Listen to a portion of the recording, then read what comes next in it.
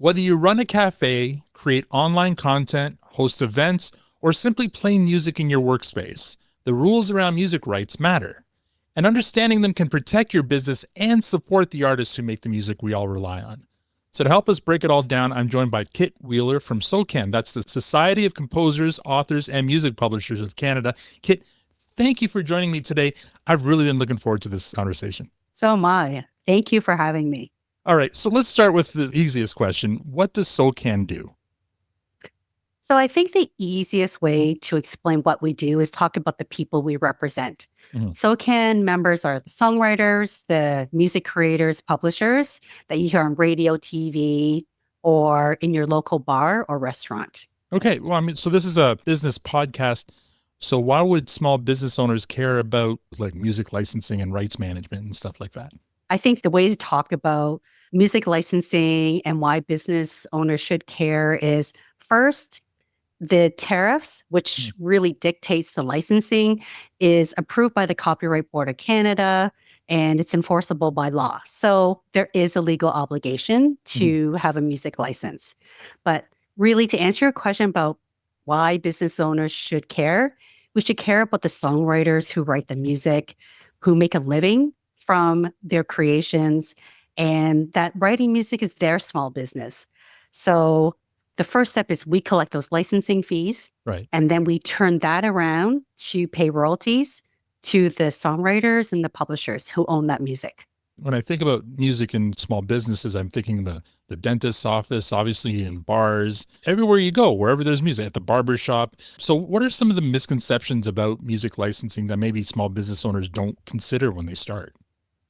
So a common misconception is when a business owner plays music from their music subscription, from their phone or their player, that music subscription is for personal use. So when they play that music in public, in their restaurant, for public consumption, that's when the music license is needed. Even though you've paid for that subscription, but it's your personal subscription. The moment you put it out into the public, in your restaurant or bar, then a music license is required. Right. So even around holiday time where, some of the radio stations go to all holiday music all the time, and maybe they just put that on their loudspeaker, that's infringement on the music rights then. I wouldn't say it's infringement per se. I would say that when you're using music, and whether it's holiday music or whether it's 80s music, it does require a music license. By not paying for that license, that's when we start to get into an infringement. They should be paying for a license to use music, like a license to drive a car. Sure. Like you do need a license to operate that vehicle. You need a license to use music. So the best way for a small business owner to ensure they're not in violation, obviously, is to pay these rights. I mean, businesses like to know what their fixed costs are up front. What kind of cost are we looking at here? So for a small business, the way the license fee is calculated is square footage. If you have a small bar, a small restaurant, it is a small fee by square footage. Larger venues, of course, will pay a higher licensing fee. So I can say that it is affordable. It is the cost of doing business. Right. It's no different from paying your hydro bill. It is a cost that you need to pay to run the business. If you're using hydro, you pay your hydro bill. If you use music, you pay your music bill. Right. If somebody subscribes to a service that provides me, like I'm thinking back to the old days in the grocery store. I don't know if I want to use a brand name, but the kind of music the elevator music that you'd hear in grocery stores or in elevators. Would paying for that service include the licensing fee, or is that like on top? That's a very good question. So if you purchase a service from a music supplier, right, then you don't need to pay a separate license for that. It's covered under the music supplier. So we work with music suppliers who supply music to small businesses. So you would be covered just via that supplier. Okay, good to know. So there's kind of an easy one-stop shop. If you are thinking you want to have some music on, there are services out there. Just like you would pay for your personal service, there is one for your business. That's right. Exactly. Is there a way for businesses to support more Canadian-specific artists in their licensing? Oh, yes, of course you can. If Mm, you're a bar owner and you have live music a few nights a week, it's always encouraged to book your local musicians or your local bands.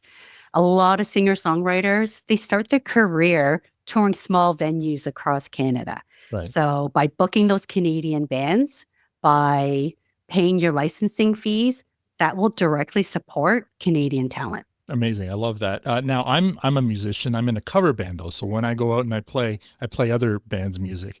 That bar owner, are they paying a different license for live music as opposed to recorded music? No, so as a band that plays cover music, we Mhm. love it. There is a fee for bars that offer live music, and it's Right. the same fee whether you play your own music or whether you're playing cover music. So your job as the band should send in your set list Oh, because we will pay royalties for the music that you perform. interesting. So yeah, Oh, I because never knew they're the that. ones who wrote the music. I'm gonna start sending my set lists in. All right, good to know. Yes, yes, we love it when you send your set list in because you're playing someone else's music in public. We want to make sure that they get royalties for that. And we have a very Canadian heavy set list, so that'd be great.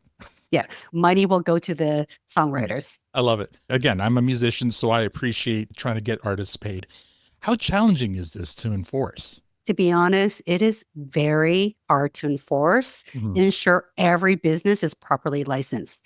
The challenge is reaching the vast number of small businesses across Canada. Right. Although we reach out as much as we can, given the size of our country and the number of small businesses, we encourage owners to come to us, go to our website for more information. You can obtain your license through our website. So it is very hard because not a lot of businesses know about Sure. SOCAN and the need to get a music license. So yeah, so the reach on the education is really important, and this is a great way Mhm. to do that reach out. So I appreciate this. Yeah, happy to do this. Now, let's talk a little bit about the music industry. I mean, it's no secret. It's seen major disruptions over the last 20 years with streaming, user generated content, and social media gaming, and so much more. Some changes have reduced artists' income, while others have opened up new opportunities. So, what future trends do you see emerging, and how is SOCAN preparing to ensure that those creators are getting fairly compensated? Digital music has changed the way most people consume music. Back in the day, we had records and we Mhm. had CDs, and now it's streaming. So we had to adapt to these new business models. We had to develop licensing structures that we can work with these digital services to make sure that the licensing fee Mhm. is fair to our rights holders. We also had to develop ways to manage the volume of data that comes from these streaming services. So, definitely, we have to adapt and change as we see these disruptions Mhm. happen in the music industry. The way we look at the future is where are people spending their time? Right. So, we're seeing the rise in social media and people consuming podcasts, people spending a lot of time in gaming. So we work with these businesses to make sure they're properly licensed. And one last thing, I know this is a bit of a long answer, but SOCAN has been around for 100 years. Yeah. We have certainly seen a lot of changes in that time and been able to adapt to these changes. Very cool. Again, I love what you guys do and appreciate that you're doing it for the musicians out there. I'm going to have to bring this topic up, and it's a topic, a lot of people don't like talking about, especially when it comes to artistic endeavor, but AI. I mean, in terms of future trends, this is the big one that everyone's talking about. It was, one of the top 3 stories from last year. AI generated music.